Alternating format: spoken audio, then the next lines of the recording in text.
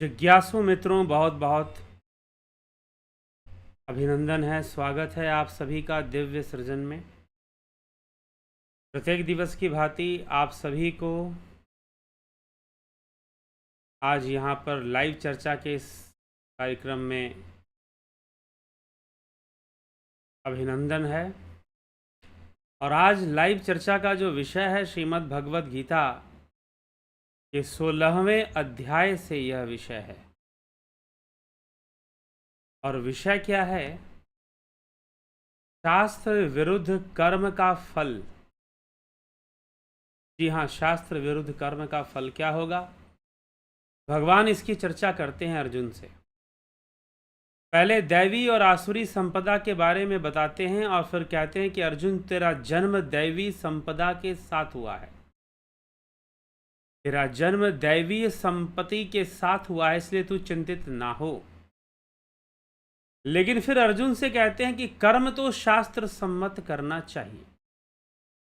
प्रश्न उठता है कि शास्त्र सम्मत कर्म क्या है। फिर हम समझेंगे कि शास्त्र विरुद्ध कर्म क्या है। पहले शास्त्र सम्मत कर्म क्या है और फिर शास्त्र विरुद्ध कर्म क्या है। अब शास्त्र सम्मत कर्म को लेकर बहुत सारी बातें हैं, बहुत तरह की बातें हैं। लोग कहेंगे कि शास्त्र में ये लिखा है तो ये करना चाहिए, वो लिखा है तो वो करना चाहिए। लेकिन कोई निश्चित शास्त्र की कोई व्याख्या उन्हें प्राप्त नहीं होती है। कोई पुराणों से कोई कहानी उठा लेंगे, बोल देंगे कि इस कहानी में ऐसे कहा गया है तो ऐसे करना चाहिए। कहीं से कोई उपदेश ले लेंगे और वहाँ से ये ऐसे करना है तो ऐसे करना चाहिए। लेकिन शास्त्र सम्मत कर्म करने का क्या अर्थ है, पहले ये हमें समझना चाहिए। अब वैसे तो बहुत सारे कर्म होते हैं। अब अर्जुन को युद्ध करने के लिए कहा जा रहा है। अब कुछ लोग कहेंगे कि भाई अर्जुन क्षत्रिय है तो शास्त्र के अनुसार उसका धर्म है युद्ध करना। क्षत्रिय है तो शास्त्र के अनुसार उसका धर्म है युद्ध करना, उसे युद्ध करना चाहिए। फिर तो ऐसी भी कोई बात नहीं है कि वो क्षत्रिय है इसीलिए उसको युद्ध करना है, बल्कि इस समय धर्म और अधर्म का युद्ध है, न्याय और अन्याय का युद्ध है, पाप पुण्य के बीच युद्ध हो रहा है। तो अर्जुन को हमेशा युद्ध के लिए तैयार रहना चाहिए, होना चाहिए, क्योंकि उसका युद्ध धर्म के लिए हो रहा है, न्याय के लिए हो रहा है, अन्याय के लिए नहीं, न्याय के लिए हो रहा है, धर्म के लिए युद्ध हो रहा है। तो जब धर्म के लिए युद्ध हो रहा है तो फिर तो युद्ध उसे करना चाहिए, धर्मार्थ करना चाहिए, धर्म की रक्षा हेतु करना चाहिए और अन्याय से बचने के लिए, अन्यायियों को दंड देने के लिए भी युद्ध करना चाहिए, सामाजिक धर्म की रक्षा के लिए भी युद्ध करना चाहिए। क्योंकि अब अर्जुन, इस युद्ध का संबंध सिर्फ अर्जुन के और अर्जुन के परिवार से मात्र नहीं रह गया है। इसका संबंध समाज से है, इसका संबंध राष्ट्र से है, इसका संबंध सामाजिक धर्म से है। तो अर्जुन को युद्ध करना चाहिए, तो उचित कर्मों को करना चाहिए। लेकिन उचित कर्मों का निर्णय हम कैसे लें, ये शास्त्र सम्मत कर्म होगा। शास्त्र सम्मत कर्म तो वैसे निष्काम कर्म है। शास्त्र सम्मत कर्म तो उस तत्व को जानकर, उस ब्रह्म तत्व को जानकर किया जाने वाला कर्म, प्रकृति और पुरुष के रहस्य को जानकर, क्षेत्र और क्षेत्रज्ञ के रहस्य को जानकर, क्षेत्र और क्षेत्रज्ञ का जो भेद है उसका ज्ञान जब हो जाता है तो संपूर्ण प्रकृति का ज्ञान हो जाता है। और ऐसे योगी जो कर्म करते हैं वो महान कर्म होता है, वही शास्त्र सम्मत कर्म होता है। तो शास्त्र सम्मत कर्म का क्या अर्थ है, इसको लेकर कई बार लोग बहुत संशयग्रस्त रहते हैं, कंफ्यूज रहते हैं। और कई बार लोग एक दूसरे को डराते हैं और भयभीत करते हैं कि भाई तुमने शास्त्र विरुद्ध कर्म कर दिया, तुमको ये पाप लग जाएगा, वो पाप लग जाएगा। बहुत तरह की बातें लोग दूसरों को डराते और धमकाते भी हैं। तो मूल रूप से शास्त्र सम्मत कर्म करने के लिए अगर आप समझना चाहते कि शास्त्र सम्मत कर्म करना क्या है, तो निष्काम भावना से किया गया कार्य शास्त्र सम्मत कर्म ही है। उचित लक्ष्य के लिए निष्काम भावना से, लेकिन पूर्णतः निष्काम भावना ही तब आती है जब आपको उचित आध्यात्मिक ज्ञान होता है, जब आपको क्षेत्र और क्षेत्रज्ञ का सही सही ज्ञान हो, पुरुष और प्रकृति का सही सही भेद ज्ञान हो। तो उससे क्या होगा, उसके ज्ञान होने से आप जो भी कर्म करेंगे वो निष्काम होगा। तो सांख्य योगियों का कर्म स्वतः ही निष्काम हो जाता है, तो निष्काम कर्म हमेशा ही शास्त्र सम्मत रहेगा। शास्त्र सम्मत रहेगा जो निष्काम भावना से किया जा रहा है, तो ये शास्त्र सम्मत कर्म होगा। और दूसरी बात कि अब मीमांसा शास्त्र के अंदर पंचकर्म सिद्धांत है, तो जो पंचकर्म सिद्धांत है वह क्या है? 5 तरह के कर्मों को करने की बात वहाँ पर बताई गई है, क्योंकि कर्म ही सर्वोपरि है। तो आपके अंदर जो कर्म, आप जो भी कर्म करें वो शुभ कर्म करें, अच्छे कर्म करें। नित्य निमित्त काम में निषिद्ध और प्रायश्चित कर्म करें। नित्य निमित्त काम में निषिद्ध और प्रायश्चित कर्म करें। तो नित्य कर्म, निमित्त कर्म, निषिद्ध कर्म और प्रायश्चित कर्म, तो ये कर्म आप करिए। तो नित्य अर्थात जो जरूरी कर्म, नित्य निमित्त कर्मों को करने से जो अनावश्यक रूप से या अनायास ही हमसे पाप होते हैं वो धुलते रहते हैं, उनका प्रायश्चित होता रहता है। अगर हम नित्य कर्म करते हैं और निमित्त कर्म करते हैं तो हमसे अनेकों पाप होते रहते हैं, अनेकों जीव हत्याएं हो जाती होंगी, अनायास ही अनजाने में हो जाती होंगी। चलते फिरते आप कई जीवों को पैर से दबा देते होंगे और दूसरे कई चीज़। तो अगर आप नित्य और निमित्त कर्म करते हैं तो उन ऐसे कोई पाप उस जीव को नहीं लगते हैं।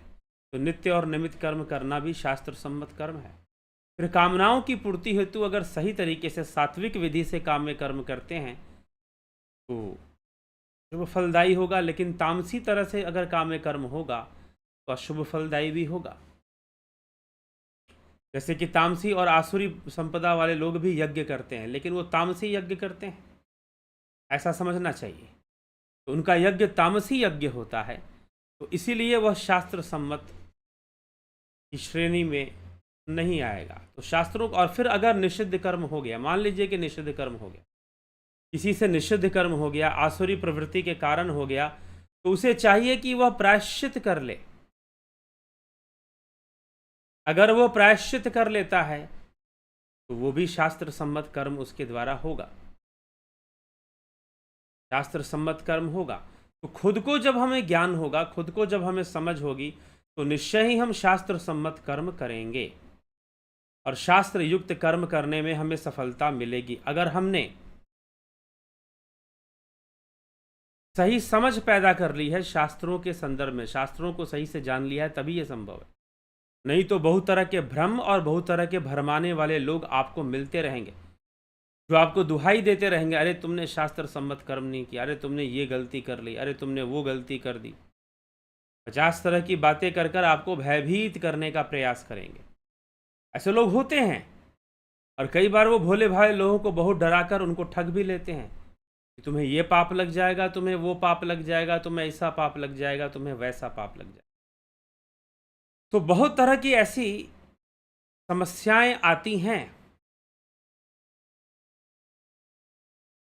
शास्त्र सम्मत कर्म को समझने में। तो इसलिए शास्त्र सम्मत कर्म क्या है, शास्त्र सम्मत कर्म क्या है, इसका सही से विचार होना चाहिए। ये कोई कहा सुनी की बात नहीं है या फिर अफवाहों वाली बात नहीं कि ऐसा करना है वैसा करना।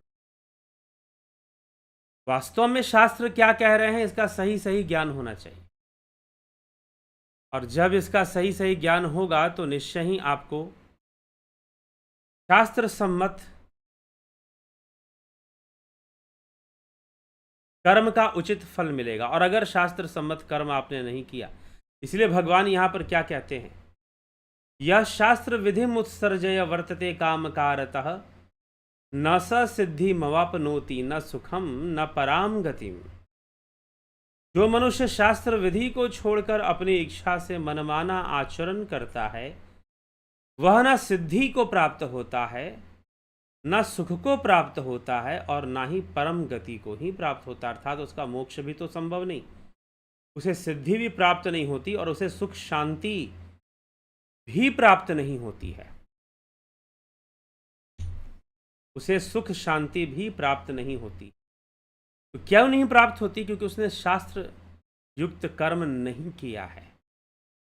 बस समस्या थोड़ी सी ये है कि हम कैसे पहचाने कि कौन सा कर्म शास्त्र युक्त है और कौन सा कर्म शास्त्र युक्त नहीं है। कौन सा कर्म शास्त्र युक्त है, कौन सा कर्म शास्त्र युक्त नहीं है, ये कैसे पहचाना जाए, इसकी पड़ताल कैसे की जाए, इसकी जांच कैसे की जाए।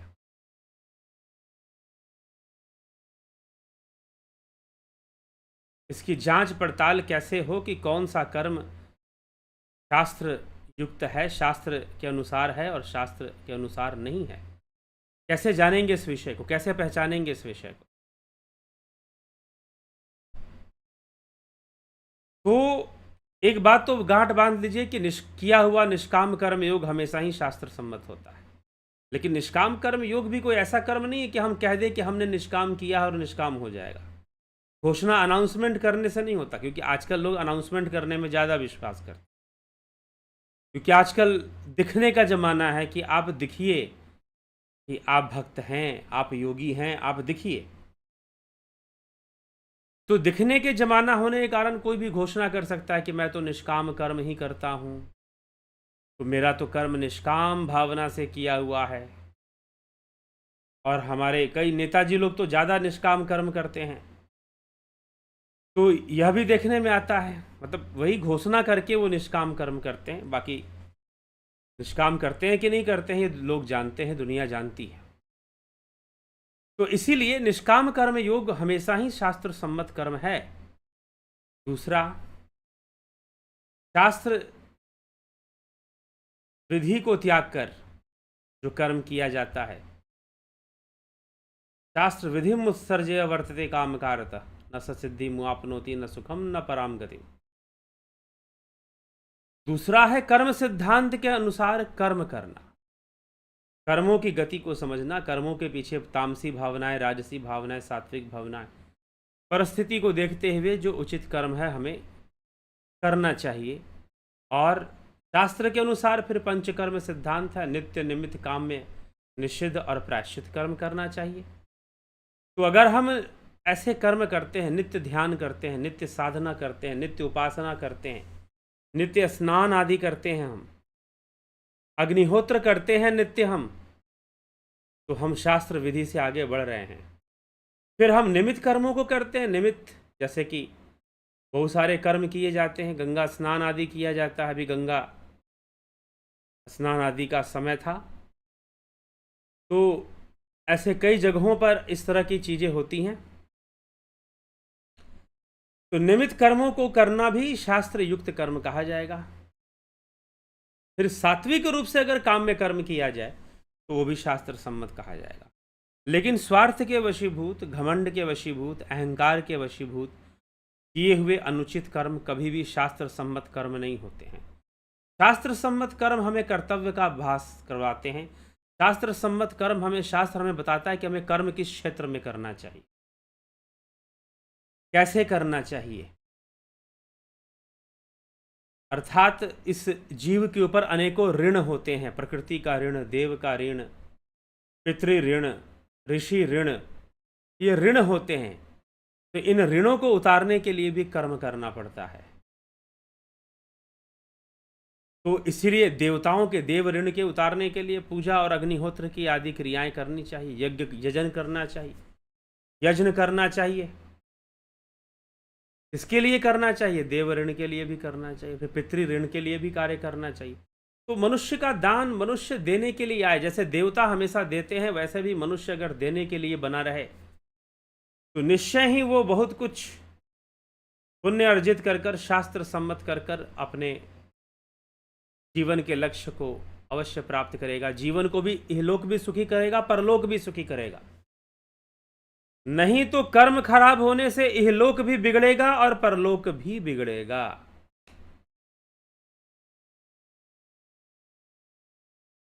इहलोक भी बिगड़ेगा और फिर परलोक भी बिगड़ेगा। इसलिए जो कर्तव्य सामने आए और जो उचित लगे, जो सात्विक हो, न्याय पूर्ण ढंग से हो, वो कर्म हमें करना चाहिए।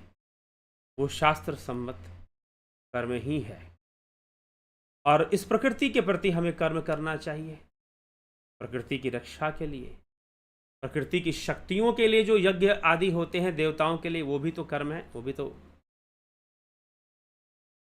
कर्म ही है, और वो जरूरी कर्म है, तो वो भी करना चाहिए। तो अनेकों ऋण जीव को हैं, उसको उतारने के लिए अगर वो कर्म करता है तो वो भी शास्त्र सम्मत कर्म। यह शास्त्र सम्मत कर्म हमें, शास्त्र युक्त कर्म, शास्त्र विधि से कर्म हमें करना चाहिए। ये शास्त्र विधुम उत्सर्जय वर्तते काम कार्ता न स सिद्धि मुआपनोति न सुखम न पराम गतिम। अब अर्जुन को भगवान आगे समझाते हुए कहते हैं कि तस्मात् च शास्त्रम प्रमाणम ते कार्य व्यवस्थितौ ज्ञात्वा शास्त्र विधानोक्तम कर्म कर्तुमिहार हसी। अतः तेरे लिए कर्तव्य अकर्तव्य की व्यवस्था में शास्त्र ही प्रमाण है। अगर अर्जुन तू कर्तव्य अकर्तव्य को लेकर चिंतित है तो शास्त्र ही प्रमाण है। ऐसा जानकर इस लोक में शास्त्र विधि से नियत कर्तव्य कर्म करने योग्य है, अर्थात तुझे शास्त्र विधि के अनुसार कर्तव्य कर्म करना चाहिए। अर्जुन को कहा जा रहा है कि तू ये चिंता मत कर देव दैवी संपदा आसुरी संपदा का, बल्कि जो शास्त्र उचित कर्म है और शास्त्र विधि से जो कहा गया है वो कर्म तुझे अवश्य ही करना चाहिए। तो भगवान इस तरह से शास्त्र युक्त और शास्त्र विधि से कर्म करने के लिए अर्जुन को कह रहे हैं।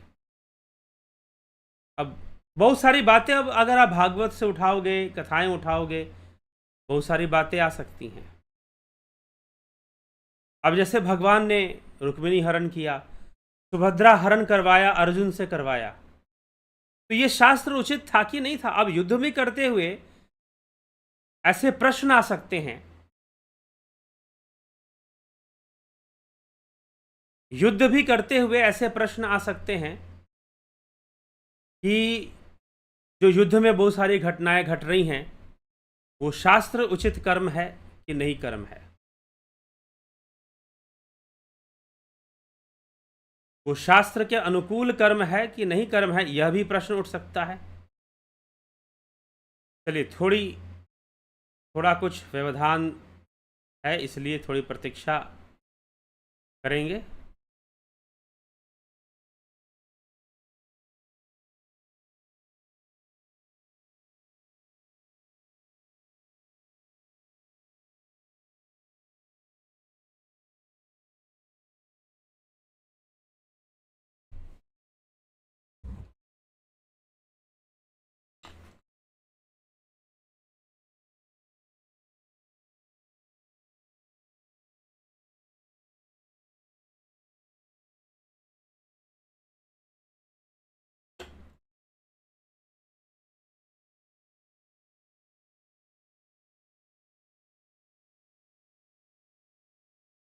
तो अब कई कथाओं में ऐसे जो महाभारत की कथाएं हैं, तो न्याय उचित कर्म किया जाता है तो वो शास्त्र युक्त ही होता है। इसको लेकर बहुत संशयग्रस्त होने की आवश्यकता नहीं है कि ये शास्त्र कर्म क्या है, किस तरह से है। कई लोग इसको लेकर डराते हैं, धमकाते हैं लोगों को और ठगते भी हैं इन बातों को लेकर कि शास्त्र में ये कर्म कहा गया है, वैसे कर्म कहा गया है, लेकिन कल्याण हेतु किया गया कर्म, कल्याण हेतु किया गया कर्म, अगर भगवान रुक्मिणी हरण करते हैं या सुभद्रा का हरण करवाते हैं तो उसका उद्देश्य कल्याण है। लेकिन वही भगवान है जो एक साधारण दूत बनकर, जब उन्हें लगता है कि दुर्योधन को समझाना चाहिए, सभी समझाते हैं, विदुर, भीष्म पितामह, सब समझाते हैं दुर्योधन को, दुर्योधन नहीं समझता। भगवान द्वारिकाधीश होने के बाद भी, द्वारिका के राजा होने पर भी भगवान एक दूत बनकर, एक साधारण दूत बनकर दुर्योधन को समझाने के लिए जाते हैं कि शायद दुर्योधन को कुछ लज्जा आएगी और वो समझेगा। लेकिन जब वो नहीं समझता है और कहता है कि सुई के नोक के बराबर भूमि भी नहीं दूंगा, तो अन्याय को रोकने के लिए भगवान युद्ध की घोषणा भी कर देते हैं। उनके द्वारा ये किया गया सारा कर्म ही शास्त्र सम्मत कर्म हो रहा है, क्योंकि सब उचित लक्ष्य के लिए किया जा रहा है, उचित लक्ष्य के लिए किया जा रहा है। तो हमें इन सब बातों पर विचार कर कर शास्त्र सम्मत कर्म का विचार करना। उसमें कई बातें आ जाती हैं, ऋणों की भी बातें आ जाती हैं कि ऋणों का ध्यान रखना, देव ऋण, पितृ ऋण, प्रकृति ऋण, ऋषि ऋण। इन ऋणों के लिए भी हमें प्रकृति के प्रति भी सदकर्म करना चाहिए। यहाँ तक कि पशु पक्षियों के प्रति भी हमें कर्म करना चाहिए, उनके लिए भी कुछ दान करना चाहिए हमें। तो ऐसी बहुत सारी चीज़ें पशु पक्षियों के लिए, प्रकृति के लिए और ऋषियों के लिए। ऋषियों के लिए जब हम अध्यात्म और कोई भी आध्यात्मिक गुरु जो आध्यात्मिक अभियान चला रहे हैं उनके साथ हम जुड़ जाते हैं, तो फिर उसमें किया हुआ दान भी ऋषि ऋण की को पूर्ण करता है। तो इस तरह से किया गया कार्य जो है, और फिर माता पिता के प्रति भी हमारा कर्तव्य होता है, तो उस कर्तव्य को करना। प्रकृति के प्रति, माता पिता के प्रति जो पितृ ऋण बनता है, और फिर ऋषि ऋण, और फिर देव ऋण। देव ऋण जो आप यज्ञ, अग्निहोत्र आदि पूजा आदि से भी कर देते हैं। तो इस तरह से इन ऋणों की पूर्ति करना भी शास्त्र सम्मत कर्म है। पंचकर्म आदि सिद्धांत का पालन करते हुए कर्म करना भी शास्त्र सम्मत कर्म है। लेकिन मुख्य रूप से धर्मार्थ कर्म करना, धर्म की रक्षा हेतु, न्याय हेतु उचित कर्मों को करना और निष्काम भावना से करना। और सही मायनों में निष्काम भावना कब आ जाएगी? प्रकृति और पुरुष का सही सही ज्ञान होगा, समझ में आएगा कि दुनिया चल कैसे रही है। व्यर्थ इस दुनिया में बहुत हाथ पैर मारकर हम कर क्या लेंगे? ये प्रकृति सारी चीज़ें अपने आप किए जा रही है, सारा खेल अपने आप खेले जा रही है। यह प्रकृति सारा खेल अपने आप खेले जा रही है। तो फिर इस प्रकृति में हम क्या बहुत कुछ कर लेंगे। लेकिन मनुष्य जो है महत्वाकांक्षाओं के वशीभूत, कामनाओं के वशीभूत, स्वार्थ अहंकार के वशीभूत बहुत सारे अनुचित कर्म कर देता है। उसको लगता है कि दुनिया वही चलाएगा, उसको लगता है कि दुनिया वही चलाएगा, उसी से सब कुछ चलेगा। इतनी ताकत वो इकट्ठा करना चाहता है और उसमें अनुचित कर्म करता है। लेकिन जिनको समझ में आ गया कि ये संसार चक्र कैसे चल रहा है, यह प्रकृति का 3 गुणों का खेल कैसे चल रहा है, तो धीरे धीरे वो शांत होते हैं कि कुछ देर के लिए छोड़ दो इस प्रकृति को, जैसे कर रही है करने दो। समय बदलता है और बहुत सारी चीज़ें बदलती हैं, निष्काम भावना आ जाती है। और निष्काम भावना से किया गया कर्म तो सर्वदा ही शास्त्र युक्त है, शास्त्र विधि से है। ठीक, तो उस आध्यात्मिक ज्ञान को प्राप्त करके ध्यान योग के माध्यम से उस आध्यात्मिक ज्ञान को हम परिपक्व कर लें, तो आध्यात्मिक ज्ञान को प्राप्त करके फिर किया गया कर्म शास्त्र विधि से किया गया कर्म, जो भी कर्म होगा वो शास्त्र विधि से ही होगा, शास्त्र युक्त ही होगा। इसमें घबराने की कोई आवश्यकता। तो यह सब बातें हैं, यही भगवान यहाँ पर, ये कुछ बातें हैं जो हमें समझना चाहिए, गौर करना चाहिए और भयभीत नहीं होना चाहिए। कई बार ऐसे लोग मिल जाते हैं जो डराते हैं, अरे तुमने शास्त्र के अनुकूल कर्म नहीं किया, तुम्हें अब ये पाप लगेगा, तुम्हें वो पाप लगेगा। कुछ गलती हुई है तो उसका प्रायश्चित करना चाहिए, प्रायश्चित कर्म का विधान है। ठीक, प्रायश्चित कर्म का विधान है। कुछ गलती हुई तो उसका प्रायश्चित करना चाहिए, उसको सुधारने की कोशिश करनी चाहिए। लेकिन निष्काम भावना से किया गया हर कर्म शास्त्र विधि से ही है, ये हमें समझना चाहिए। चलिए आगे बढ़ते हैं। हाँ, कुछ लोग एक प्रश्न ये करते हैं कि जो पूजा पाठ, यज्ञ, हवन के जो क्रियाएं होती हैं उसमें भी तो शास्त्र विधि है। जी हाँ, उसमें भी शास्त्र विधि है, तो जो विधि है उस विधि से करना चाहिए। हाँ, अगर उस विधि से नहीं होता है तो उसमें त्रुटि मानी जाएगी, फिर त्रुटि मानी जाएगी।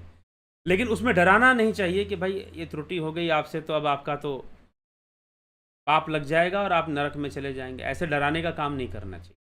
कुछ लोग ऐसा शुरू कर देते हैं, मैं उनके लिए कह रहा हूँ, डराने का काम नहीं करना चाहिए, डराना नहीं चाहिए, भयभीत नहीं करना चाहिए किसी को। ठीक, तो यह विषय है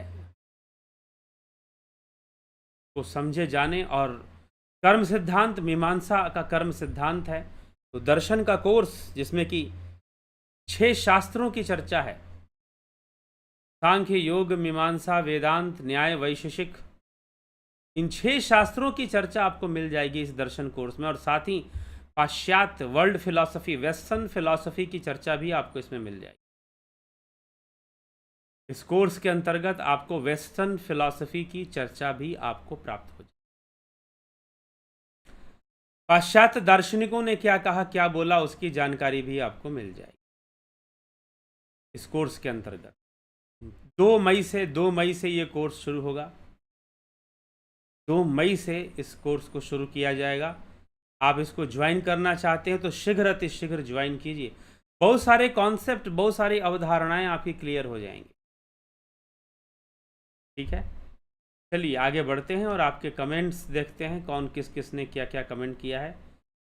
संतोष कुमार जी बहुत बहुत अभिनंदन। नरेंद्र माकुड़े जी, शंकर प्रसाद जी, अवधेश कुमार जी, नवज्योति नाथ जी, हर्षरजनी महंता, सविता नायक, विक्रम सिंह, जगत नारायण, व्यास सिंह, राजू पाल, गोविंद प्रसाद नीमा, अमन कक्कर, योगेश खैरनर, अबनी प्रधान, विक्की गुर्जर, श्वेता राय सिन्हा जी, किशोर वैद्य जी, पंकज सोनी, सतीश कुमार, एके त्यागी, विष्णु चंद्र मौर्य, कन्हाई कुमार, घनश्याम सरोदे, राम निवास मीना, नरसाराम, राजपत प्रजापत, बबीता धीमान, उदय शंकर, उषा श्रीवास्तव, योगेंद्र पंडित, दीपक शर्मा, माधुरी कोल्हे, धन्यवाद भारत, नूतन भट्ट, गोविंद प्रसाद कोरी। गुरु जी, क्या छोटे छोटे जीव जंतुओं जैसे चींटियां मच्छरों को जाने अनजाने में हत्या हो जाने पर पाप लगता है? कर्म सिद्धांत है, पाप लगता है, पुण्य लगता है, वो अलग बात है। अनजाने में कई बार हमसे पुण्य भी हो जाता है, तो कर्म सिद्धांत है तो लगेगा, कर्म का फल तो आएगा, लगेगा। अनजाने में आपने किया है, लेकिन इसीलिए नित्य और निमित्त कर्म बताया गया है। नित्य कर्मों को करने से ऐसे कर्म जो है कटते रहते हैं, उनका समाधान होता रहता है। इसीलिए कर्म सिद्धांत, मीमांसा का जो कर्म सिद्धांत है वो आपको कर्म करने की कला सिखाता है कि आप कर्म करने की कला सीखो, क्योंकि कर्मों से ही सुख दुख आने वाला है। इसलिए तुम्हें पता होना चाहिए कि तुम्हें कैसा कर्म करें। तुम इहलोक भी सुधारो और परलोक भी सुधारो। इस जन्म को भी अच्छे से जियो, अच्छे कर्म कर कर, और दान पुण्य तप आदि कर्म करोगे तो अगला जन्म भी तुम्हारा बहुत सुंदर और अच्छा बन जाएगा।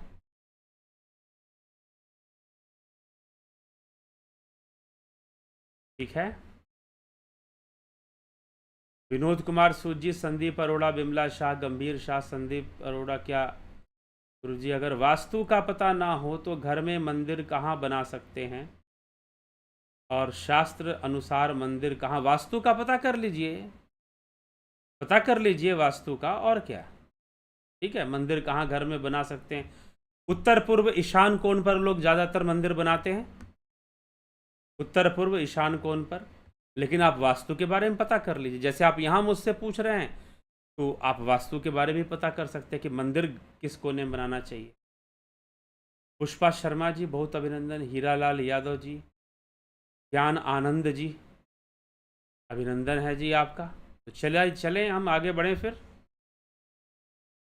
तो विचार करने योग्य यही बात है, शास्त्र सम्मत कर्म या शास्त्र युक्त कर्म कहना जो है वो किस ढंग से, किस किस अभी भाई साहब ने एक अच्छा प्रश्न किया कि घर में शास्त्र क्या कहता है इस विषय में कि घर में मंदिर कहाँ होना चाहिए। ठीक है, आप देखिए शास्त्र इस विषय में क्या कहता है, जानिए। वास्तु कला जो है और वास्तु शास्त्र जो है उसमें देखिए क्या कहा जा रहा है। ये वास्तु शास्त्र का संबंध हो गया। अब इस एक और बात आती है शास्त्र विधि में कि आप किस क्षेत्र में कर्म की बात कर रहे हैं। अब एक और बात मैं ले लूं, अब शास्त्र तो बहुत सारे हैं, तो देश शास्त्रों का देश है, और जीवन के हर संदर्भ में शास्त्रों की रचना है।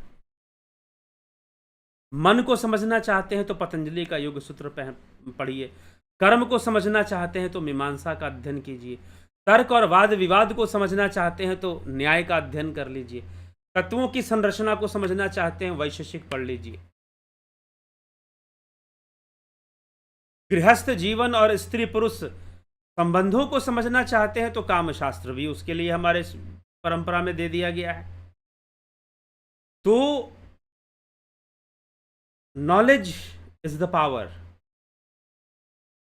अलग अलग विषयों में, अलग अलग संदर्भों में, जीवन के अलग अलग क्षेत्रों में हमारे शास्त्रों ने बहुत कुछ बताया है, बहुत कुछ कहा है। हम जितना अध्ययन करेंगे, जितना जानेंगे, जितना समझेंगे, उतना उचित कर्म करेंगे। तो जब वास्तु शास्त्र की बात आएगी कि भाई घर में मंदिर कहाँ होना चाहिए, तो वास्तु शास्त्र आपको बताएगा।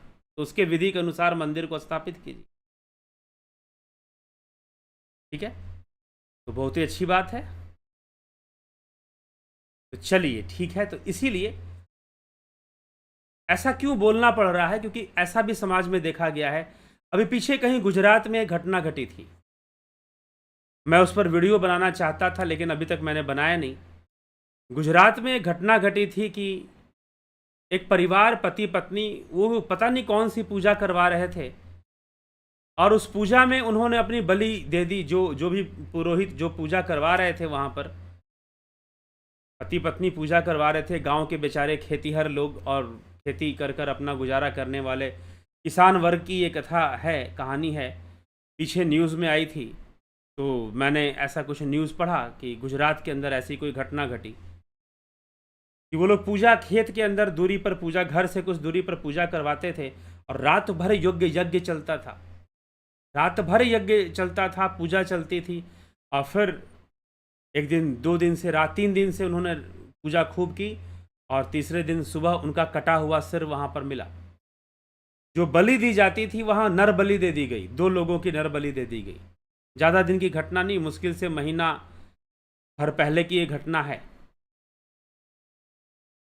तो किस नाम पर बलि दे दी कि भाई ऐसा हो जाएगा, वैसा हो जाएगा, शास्त्र में ये लिखा है, वो लिखा है, क्या पता नहीं क्या पढ़ाया होगा उस पुजारी ने जिसने बलि दिलवा दी उनकी। और फिर वो सुबह से वो गायब हो गया, वो जो पूजा करवाने वाला था वो गायब हो गया। तो हो सकता है शास्त्रों की दुहाई दे दी हो उसने कि भाई शास्त्रों में ऐसा लिखा है, वैसा लिखा है, तो तुम अपनी सिर कटवा लो। ये सच्ची घटना है, आप ये गूगल पे सर्च कर सकते हैं। अगर मुझे लगेगा तो मैं कुछ दिनों में उस पर वीडियोस लेकर आऊँगा कि ऐसी घटना, धर्म के नाम पर बहुत कुछ होता है जिसको समझना जरूरी है। इसीलिए कई बार हमें ऐसे लोग मिलते हैं जो हमें डराते हैं, धमकाते हैं कि शास्त्र में ये लिखा है, वो लिखा है। इसलिए बहुत अच्छी बात है कि हम खुद शास्त्रों का अध्ययन करें, और ये दिव्य सृजन चैनल आपको अध्ययन करवा रहा है, शास्त्रों का अध्ययन करवा रहा है, ताकि कंफ्यूजन ना हो। लोग भ्रमित करने वाले अनेकों लोग हैं शास्त्र के नाम पर, इधर उधर के नाम पर। बहुत तरह के जजमेंटल लोग हैं जो सिर्फ कई आधार बनाकर कुछ गलत सही जज करने में लगे रहते हैं। ठीक है, तो इसीलिए, और लोगों को परेशान करते हैं, किसी को धन लूट लेते हैं, किसी का जीवन ही समाप्त करवा देते हैं। अब बताओ क्या ऐसी पट्टी पढ़ा दी होगी उस पूजा करवाने वाले पुजारी ने कि दोनों पति पत्नी का सिर ही काट दिया गया, बलि चढ़ा दिया दोनों ने। तो ऐसी कई सारी दूषित घटनाएं सुनने को मिलती हैं, बातें सुनने को मिलती हैं, और फिर इसमें धर्म बदनाम होता है। ऐसी घटनाओं को छुपा दिया जाता है, दबा दिया जाता है कई बार, लेकिन घटनाएं तो घटती हैं। अब उनके 3 बच्चे वो अनाथ हो गए क्योंकि पति पत्नी दोनों ने अपनी बलि दे दी। पता नहीं उस पुजारी ने क्या समझाया, क्या पढ़ाया, क्या पाठ पढ़ा दिया कि उसने बलि, उनकी दोनों की बलि ले ली, और वो फिर फरार, क्योंकि सरकारी रूप से तो अब वो मर्डर केस बन सकता है उसके ऊपर, तो भाग गया। लेकिन ये सब हुआ किस नाम पर? धर्म के नाम पर हुआ, ये सब शास्त्र के नाम पर हुआ। तो यदि हम जागरूक नहीं रहेंगे, वास्तव में हमारे शास्त्र किस ढंग से हमें क्या बात समझाते हैं, हम नहीं सीखेंगे, नहीं जानेंगे, तो निश्चय ही हमसे गलतियां होंगी। और हो सकता है कि बहकावे में हम बहुत बड़ी गलती कर बैठें, बहकावे में हम बहुत बड़ी भारी भूल कर बैठे, ऐसा भी संभव है। तो इसीलिए समाज में ऐसी घटनाएं देखी जाती हैं कि लोग धर्म के नाम पर बहला फुसला लिए जाते हैं, और ठगी हो जाती है उनके साथ। कई बार बुरे ठग लिए जाते हैं, गलतियां हो जाती हैं कई बार। तो जितना हम धर्म को जानेंगे, जितना शास्त्रों के गूढ़ रहस्यों को हम जानेंगे, उतना हमारे लिए जीवन आसान होगा, और धर्म का पालन करना भी आसान होगा। धर्म का पालन करना भी हमारे लिए उतना ही आसान हो जाएगा जितना हम शास्त्रों का ज्ञान। इसीलिए शास्त्र, सनातन धर्म में शिक्षा की कमी है। कौन सी शिक्षा? शास्त्र सम्मत शिक्षा की कमी। इसलिए शास्त्र वैसे शास्त्रों से कुछ होता नहीं है, लेकिन प्रेरणा मिलती है, ज्ञान मिलता है, जीवन जीने की राह मिलती है। मोक्ष तो नहीं होता शास्त्र अध्ययन से, जी नहीं, मोक्ष नहीं होता। हाँ, शास्त्र अनुकूल फिर साधना करनी चाहिए। साधना कैसे होगी ये भी तो शास्त्रों से ही पता चलेगा। तो शास्त्र अनुकूल फिर साधना करने से मोक्ष भी होता है। चलिए, इसी के साथ विराम देंगे। कल फिर मिलेंगे 9 PM लाइव चर्चा में, आगे बढ़ते हुए विषय। और अगर कोई सामाजिक विषय मिल गया तो उस पर भी हम चर्चा करेंगे। ठीक है, कई लोग प्रश्न करते हैं, कई सारे सामाजिक समस्याओं का पर विषय होते हैं उनके।